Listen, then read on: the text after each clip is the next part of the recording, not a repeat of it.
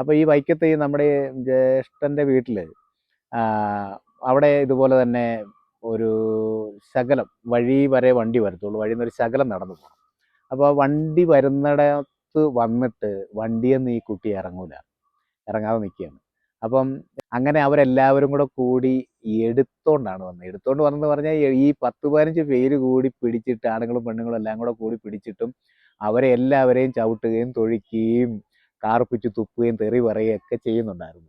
എന്നാലും അവരൊരു വിധത്തിൽ വലിച്ചഴച്ച് അവിടം വരെ കൊണ്ടുവന്നു, വീട് വരെ വന്നു. വീട് വരെ വന്നിട്ട് ഞങ്ങൾ അവിടെ വെച്ചല്ല ബാധ പിടിക്കുന്നത്, ഞങ്ങൾ മറ്റൊരു ക്ഷേത്രത്തിൽ കൊണ്ടുപോയിട്ടാണ് ബാധ പിടിക്കാൻ വേണ്ടി ഉദ്ദേശിച്ചിരിക്കുന്നത്.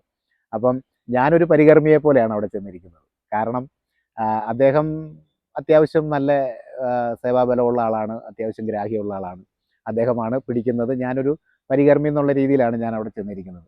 അപ്പം ഞാൻ അവിടെ ചെന്ന് ഈ കുട്ടിയെ